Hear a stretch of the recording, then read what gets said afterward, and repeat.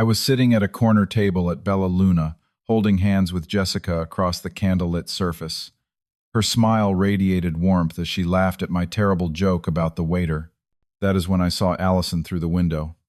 Our eyes locked for just a moment. Her face transformed from casual indifference to shock as she registered Jessica and me together. In that instant, a strange mix of emotions washed over me. Relief, vindication, and oddly a touch of sympathy. After 7 years of marriage and a divorce that nearly broke me, I never expected this moment would feel so liberating. If you are watching this right now, let me know where you are from in the comments below. Take a second to like and subscribe as I share how my ex-wife reacted when she saw me moving on with someone who truly values me. 8 years ago, I met Alison at the annual company holiday party. She worked in marketing while I was in product development. There was something magnetic about her intelligence, her confident smile, and the ambitious spark in her eyes when she talked about her plans. We connected instantly over our shared love of obscure indie films and hiking trails that tourists never found. That night turned into coffee the next morning, which evolved into the most exciting relationship of my life. Those early days were intoxicating. We would escape on weekend road trips to coastal towns, spending hours talking about everything and nothing. Alison had this way of making ordinary moments feel extraordinary, whether we were trying a new restaurant or just walking through the park at sunset.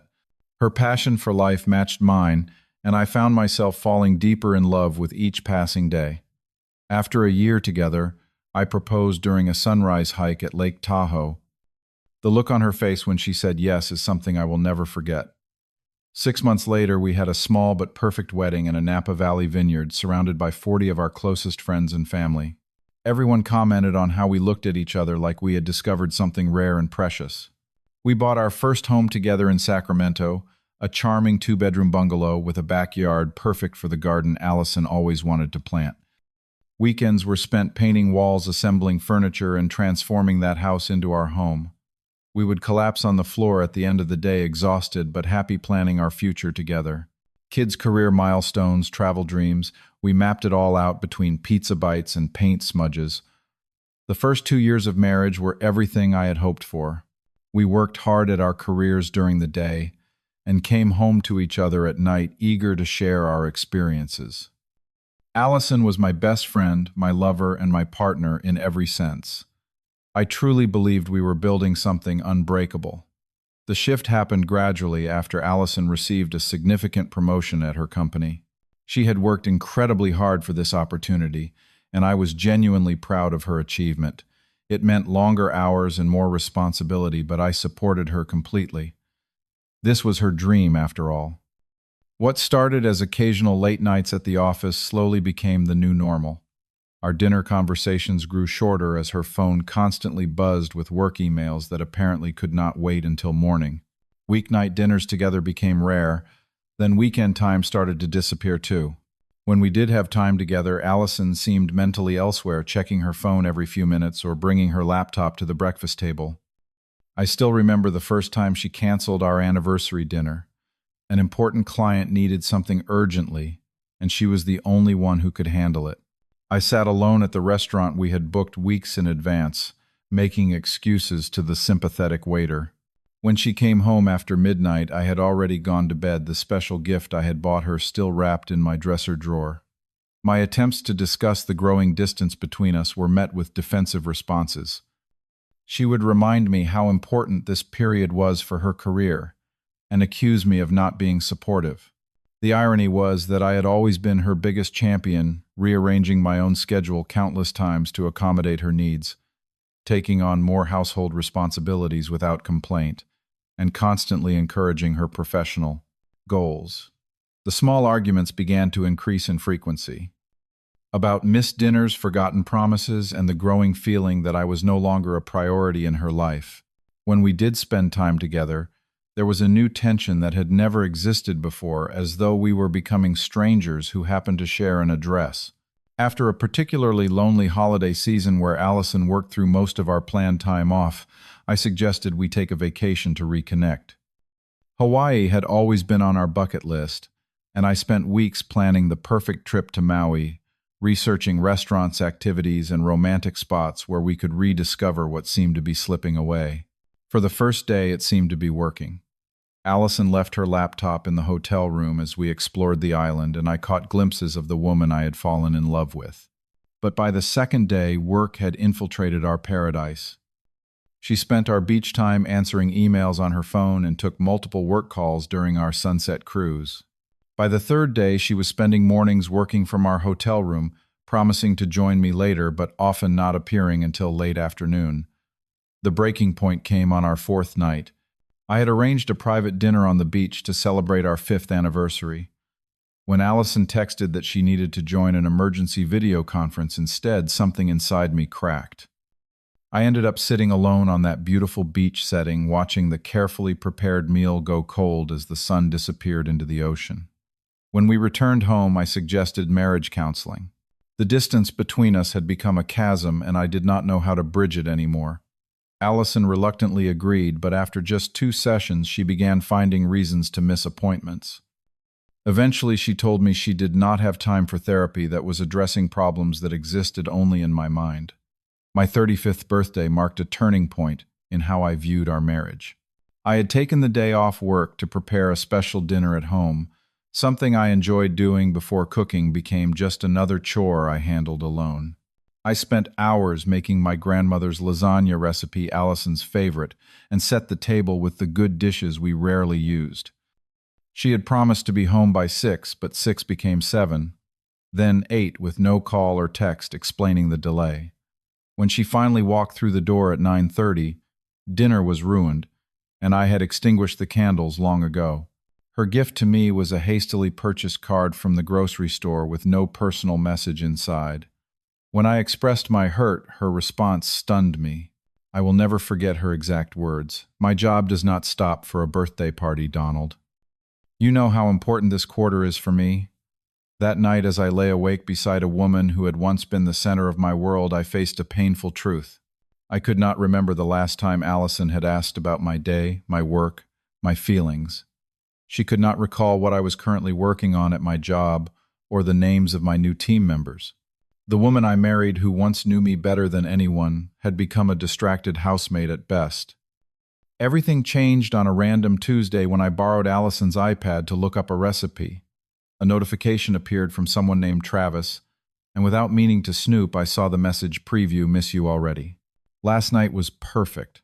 My stomach dropped as I opened the message thread and scrolled through weeks of exchanges between my wife and her coworker. The messages ranged from flirtatious to explicitly intimate, with plans for hotel meetups disguised as late work sessions. There were complaints about me portraying me as needy and unsupportive of her career. There were jokes at my expense, mocking things I had said or done in private moments that should have been sacred between spouses. When confronted, Alison did not immediately deny it.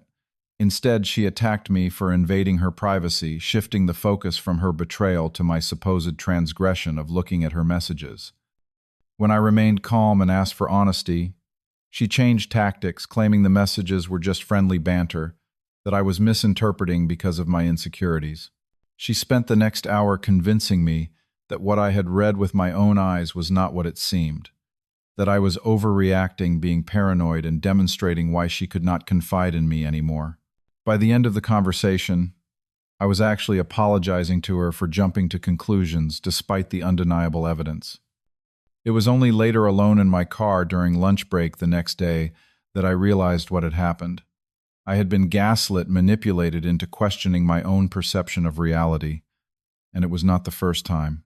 For months, possibly years, Alison had been subtly rewriting our history, portraying herself as the hard-working, misunderstood spouse and me as the clingy, unsupportive husband. The revelation of this emotional manipulation opened my eyes to other troubling patterns. How Alison would subtly put me down in front of friends, making jokes about my career ambitions being smaller than hers. How she would remind me that she was the higher earner whenever we discussed major purchases. How she would dismiss my concerns about our relationship as emotional neediness. I began to see that the woman I had placed on a pedestal had been slowly chipping away at my self-worth for years, and I had allowed it because I loved her and wanted our marriage to work.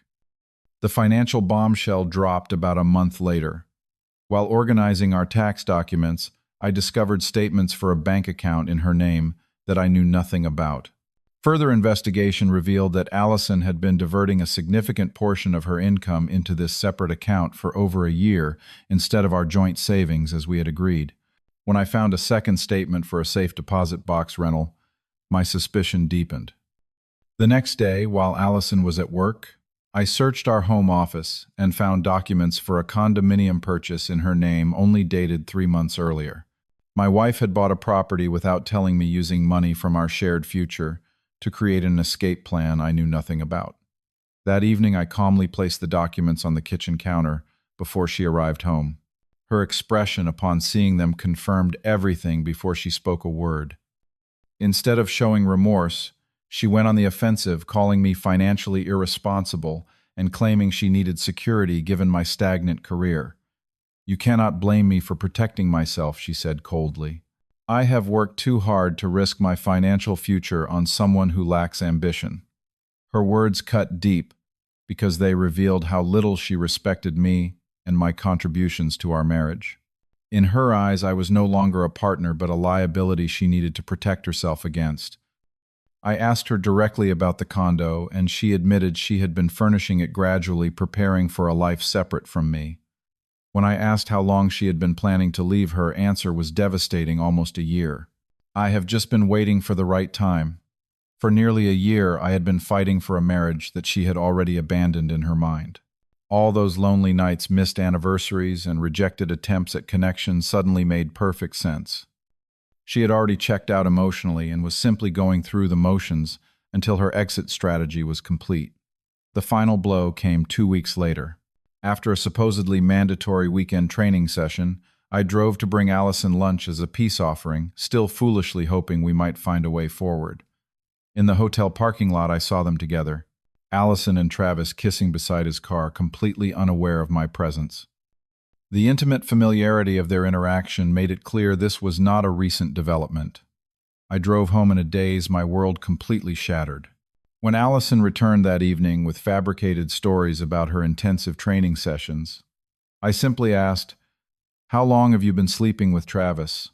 Her expression shifted from shock to defiance in seconds. Instead of denial, she said, "A few months. It just happened." But it did not just happen. Affairs never just happen. They are a series of deliberate choices, each one a betrayal of the promises we had made to each other.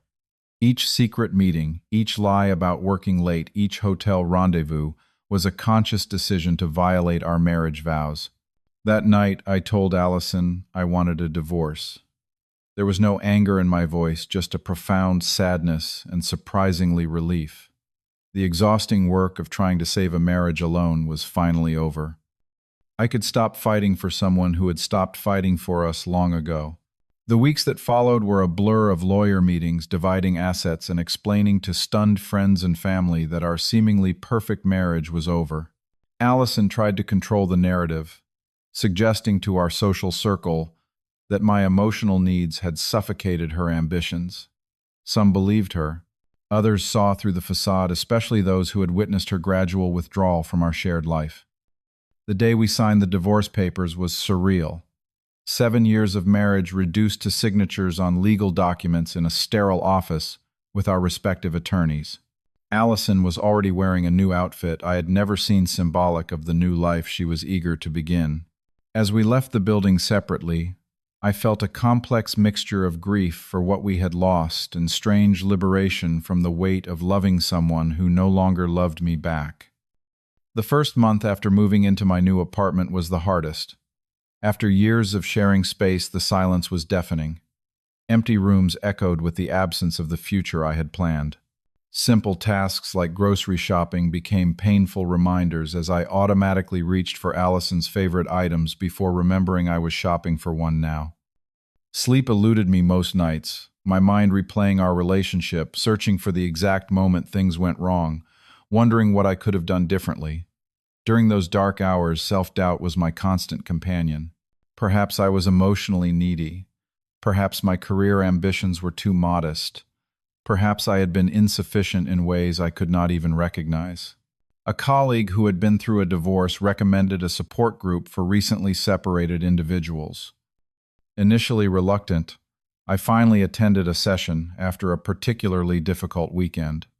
Sitting in that circle of strangers, united by similar pain, was surprisingly comforting.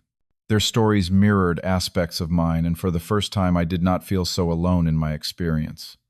One participant said something that resonated deeply. The end of your marriage is not the end of your story. It is just the end of one chapter.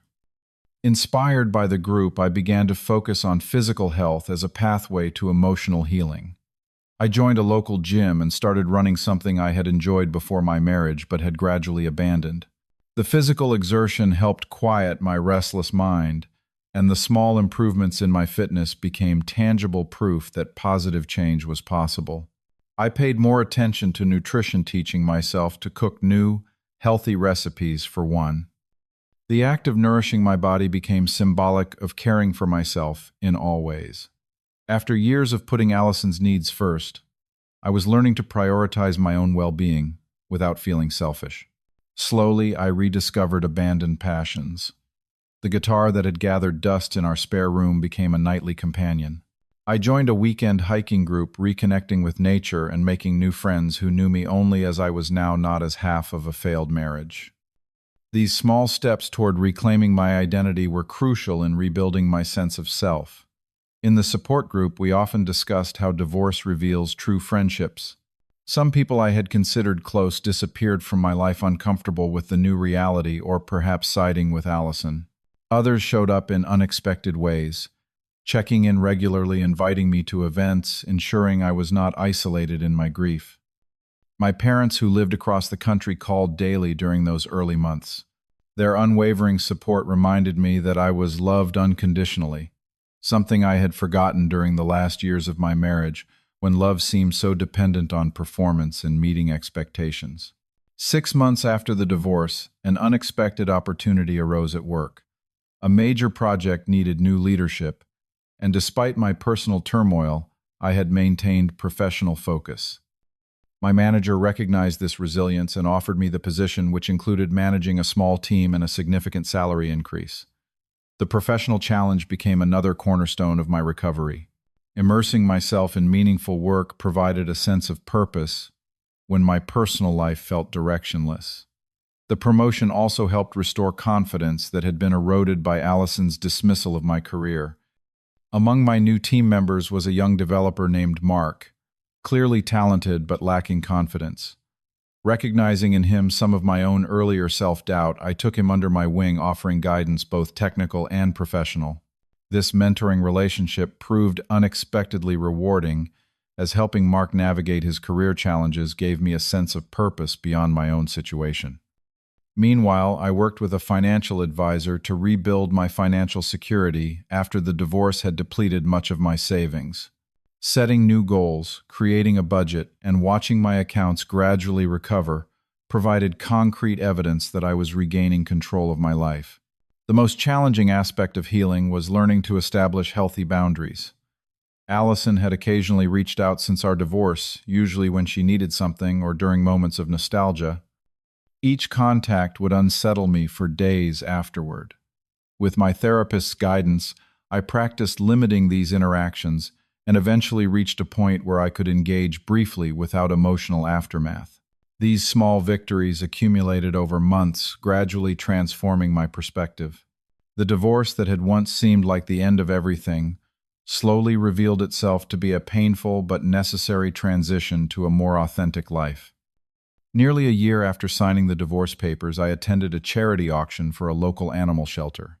I had always been an animal lover, but Alison's allergies had prevented us from having pets. The event represented another small step in creating a life based on my own preferences rather than compromises. While bidding on a photography package, I noticed a woman across the room successfully outbidding everyone for a weekend getaway. Her confident smile and the excited way she high-fived her friend after winning made me smile involuntarily. Later at the refreshment table, we ended up reaching for coffee simultaneously. Her name was Jessica, and she worked as a veterinarian at the shelter hosting the event. Our conversation flowed naturally, covering everything from rescue animals to favorite hiking trails. What struck me most was how present she was, asking thoughtful questions and genuinely listening to my answers without glancing at her phone once, a simple courtesy that had become rare in my experience. When she suggested meeting for coffee sometime, my first instinct was caution. The idea of connecting with someone new still felt fraught with risk, but something about her straightforward manner gave me courage to say yes. Our first coffee date stretched into a 3-hour conversation. Unlike my early interactions with Alison, which had been charged with intensity and projection of ideal versions of ourselves, talking with Jessica felt refreshingly real. She spoke openly about past relationship disappointments, her demanding but fulfilling work, and her close relationship with her siblings. Her honesty made it easier for me to reciprocate, though I was careful not to make my divorce the centerpiece of my identity. When I did eventually share more details about my marriage ending, Jessica's response was telling. Instead of offering platitudes or changing the subject, she asked perceptive questions that showed genuine concern for my experience. There was no judgment, just compassionate understanding of the complex emotions involved in such a loss. What developed between us over the following months was unlike anything I had experienced before. Jessica demonstrated consideration in small, consistent ways that gradually rebuilt my trust in relationships.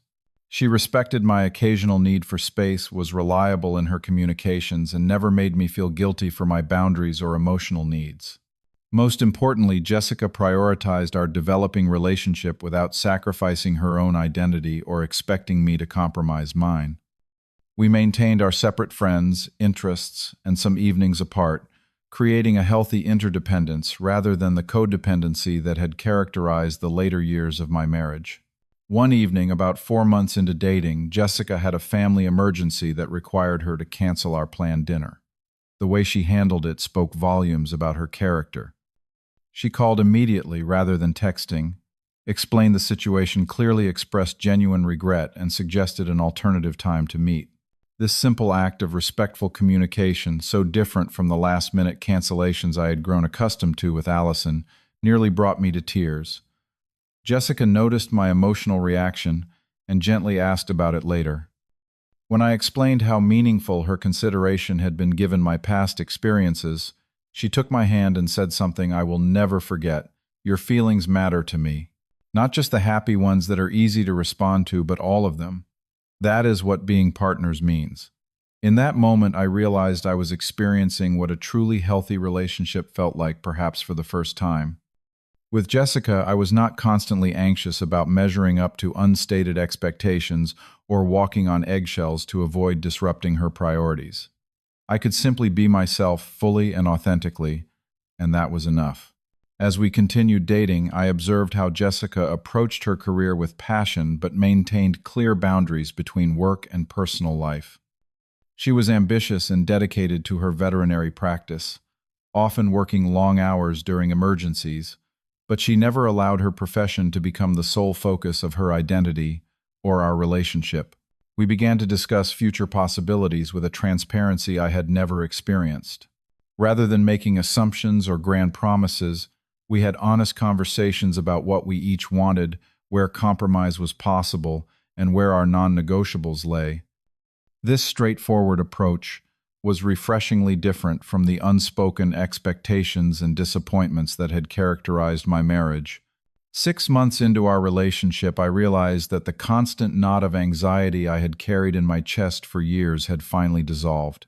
Jessica had shown me that love should feel like coming home to yourself, not losing yourself in someone else's expectations.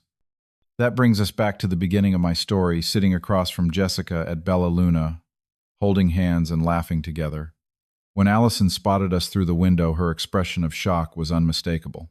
After a moment of hesitation, she entered the restaurant and approached our table with a forced smile that did not reach her eyes. "Donald, what a surprise to see you here," she said, her gaze shifting curiously to Jessica. I introduced them with a calm I would not have thought possible a year earlier. "Jessica, this is Alison, my ex-wife. Alison, this is Jessica, my girlfriend." Jessica extended her hand with a genuine smile, secure enough in our relationship not to feel threatened by this unexpected encounter. Alison shook it briefly, her eyes calculating as she assessed Jessica. The conversation that followed was brief and superficially polite, but I noticed how Alison subtly tried to establish her prior claim on me, referencing inside jokes and shared memories that excluded Jessica. She also managed to mention her recent promotion and new car, clearly wanting to showcase how well she was doing without me. What struck me most was how these details, which once would have reinforced my feelings of inadequacy, now seemed like transparent attempts to provoke a reaction.